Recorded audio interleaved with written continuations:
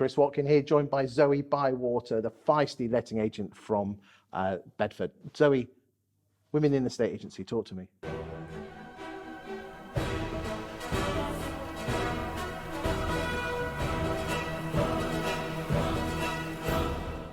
Right, well, first of all, you've obviously clearly put me in one of the pigeonholes that men tend to put women in the industry. You're either the gobby one that has fought her way to the top, or you're the one that's got her boobs hanging out who slept her way to the top. So first of all, I take umbrage with that. Secondly, why is it you feel you have to ask me what it feels like to be a woman working in this industry? You never ask the question of men in the industry. If you were going to do it right, you'd ask me how it feels to be a woman. Thank you for your honesty. Thank you for your straight talking. Would I ask another man that question about being a man in an estate agency? No, I don't. But if you look at all the studies, if someone has a role model to follow, it will help them. And I genuinely believe, and from what other women are telling me, that it is making a difference by asking that question of a woman. How it is, how they can break through that, the imposter syndrome, that I know we all suffer from imposter syndrome, but if you talk to a woman, and they've all admitted this on the sofa, or most of them, that they suffer from imposter syndrome.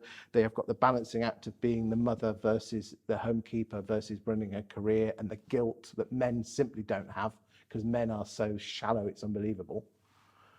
You know, compared to women. Women, I can only talk about my own wife. She worries too much. Men don't worry enough, do they? But actually, do you know, when we're going down a different road there, but do you know men don't worry enough? Because men don't tend to express that, do they? No, they don't. So you can't really use that generalisation there, can you, about men? I mean, one of the things is whatever I say today is going to be divisive, and not everyone's going to agree with it. And I would say women and men will not necessarily agree with me in terms of where I'm going to go with this conversation today. I agree. Not every woman is going to agree with you, and not every man is going to agree with you. But it's your opinion, and I want to find out what your opinion is, so we can help the people watching this. Give them a light bulb moment, help them, guide them, support them, whatever they want. You know, the simple fact is this: is there a problem with women being estate agents in terms of them being held back? I think generally women in society are held back. Now, I studied a degree in social policy in the 1990s, and we talked about glass ceilings then. Do I feel that anything's changed since the 1990s? I think we've made a few baby steps forwards, but the trouble you're going to have is, I think this is a generational issue. I mean, surely it's for them. It's for the mothers to teach their sons. Well, that is exactly how I would probably have finished this conversation. Is, are you going to make a difference to the people in the boardrooms now? Probably not. Are people in the boardrooms going to listen to this video? Probably not. All that will happen is, hopefully this may galvanise people that do feel strongly about differences, because this is what we're talking about. We are different. Yes. And we need to acknowledge our differences and work together as men and women to make a difference. But whether that's going to happen immediately, I don't believe that. Okay. Like I say, but it's the children we need to be looking at. I can't disagree with that, but we're dealing with the people we're dealing with now. What can women do differently, and what can men bosses do differently to ensure that we get the best out of men and women to offer the services, which is selling people's houses and making a difference to their lives? I think the key with it for me is, and people will disagree with this, is to stop labelling us men and women. We're a team, we work together, and we should work together for the same goals. And it shouldn't matter whether you're a woman, whether you're a man, or you're neither. We're all working for the same aim, and we should work together in that respect, rather than keep bringing up the differences. We acknowledge we're different, but that shouldn't be the thing that we're talking about constantly. But if we don't acknowledge differences, because, you know, we're all men are different, or women are different, but you've got to admit that women have certain skill sets that men don't have, which can bring an awful lot to the party. Now, one of the things I can't comment on that is whether that is there any studies been carried out that confirm that? Or are you just saying all women are good at admin and men are good at selling, which is a generalisation? No. You know, I haven't got the information in front of me to confirm whether that is true or not. The fact is that women have higher EQ skills. emotional quotients. Which is, you've got intelligence, you've got emotional quotancy, and the simple fact is this: is I know I can only talk as a man. I don't know what it's like to be a woman, but I can only talk as a man. Is that those women with great EQ skills, emotional skills, tend to be better bosses, better leaders, and drive their business forward and have happier staff. I genuinely believe women make better estate agents than men, especially these big swinging dick men who with their egotistical. But to be honest, until those big swinging dick men you're talking about are out of the picture, what's going to change? How are we going to change it? If we can change one person's life by watching this video, by either a boss saying I need to be more caring or me to be aware of this, so we don't get boards full of grey-haired old men, or we can me asking the same question about women in the estate agency on that sofa to women who have your likes of your Vicky Biberises and Michelle Gallagher's, and so another woman watched it and said, yeah, I can do that because they've broken through the ceiling. Then I will continue to do that.